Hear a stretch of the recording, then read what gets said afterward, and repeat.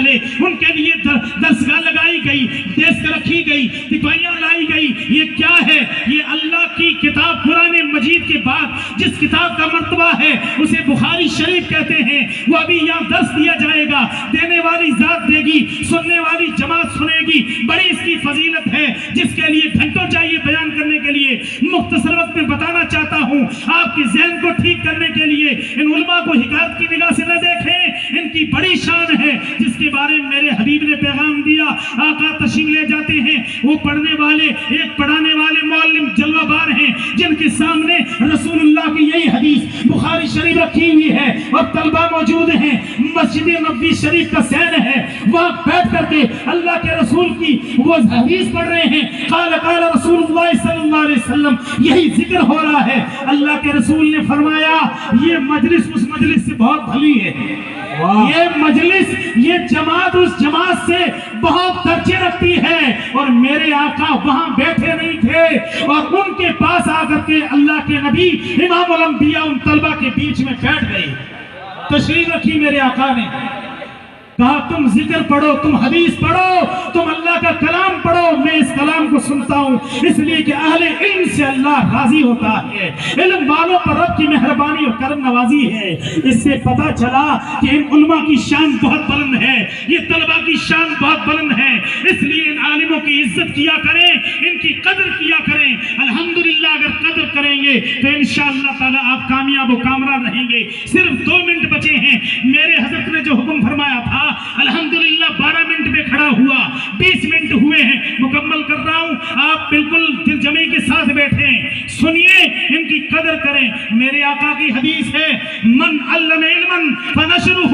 اللہ کے رسول کی حدیث ہے کہ سب سے بڑا سخی کون ہے؟ تو دونوں جہاں کے سردار کے صحابہ کرام نے عرض کی آقا اللہ بہتر جانتا ہے، اس کے رسول بہتر جانتے ہیں کہ سب سے بڑا سخی کون ہے.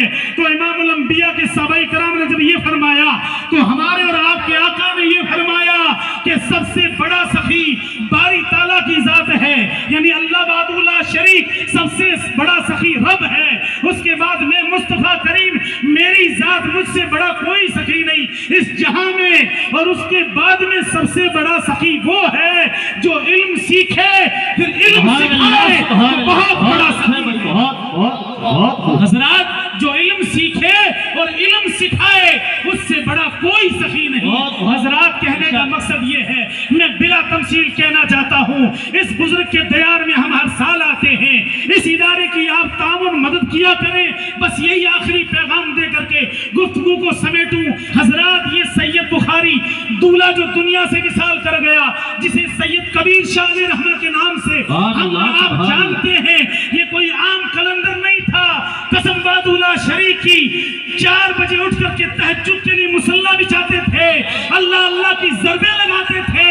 اور پھر اس نے اس علوم نبوی کو اتنا پھیلایا کہ آج جو نور نظر آ رہا ہے یہ سید کبیر سبحان اللہ. نعرہ تکبیر، نعرہ رسالت، فیضان سید کبیر احمد شاہ بخاری. الحمدللہ یہ فیض جاری اور ساری رہے گا. مگر میں ایک بات بتانا چاہتا ہوں، حضرت نے مقید کر دیا مگر معافی چاہتا ہوں. ارے بزرگ کے بارے میں مجھے یہ کہہ لینے نہ دو بات. ارے حضرت الحمدللہ اس دیار میں ابھی جب میں بھی چادر شریف میں شریک تھا، آج میں نے جو منظر دیکھا میری آنکھوں سے، میں نے اس بات کو تسلیم کیا کہ کوئی آنے والا سمندر آ رہا ہے. یہ ایسے ہی نہیں بلکہ جب اللہ کے ولی بلاتے ہیں، جس پہ نگاہ ولایت ڈالتے ہیں، وہ چھولی مار کر کے اس ولایت کے دربار میں پہنچتے ہیں. مگر آنے کے لیے جیسے محمود غزنی مدینہ شریف گئے تھے تو فقیری لباس پہن کر کے، مشکیزہ ڈال کر کے، فقیر بن کر کے مدینے میں پھر رہے تھے. آپ جب ایسے دربار میں آئے تو محمود غزنی کی طرح عاجزی انکساری کے پیکر بن کر کے نور اللہ شاہ بخاری کے دامن میں ادب کو ملحوظ رکھ کر کے آئے. پھر انشاءاللہ تعالیٰ تمہیں یہاں جامع شربت ملے گا اور جامع شیری پی کر کے اپنے دل کو منور و مجلہ کریں گے. میں رب کے دربار میں دعا کرتا ہوں، اے اللہ اس انوار مصطفیٰ کو سدا باغ و بہار فرما.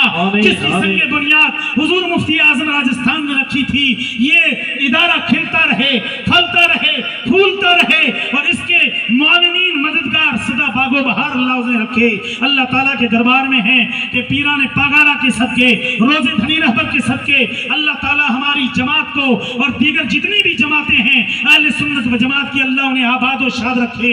ہے مریدوں سے محبت, وہ پیر ہے ہمارا, رہے گا جن کا نعرہ ہمیشہ بھیج پاگارا. السلام علیکم ورحمۃ اللہ وبرکاتہ. وما علینا الا البلاغ. استغفر اللہ ربی من کل ذنب واتوب الیہ. لا الہ الا اللہ محمد رسول اللہ صلی اللہ علیہ وسلم.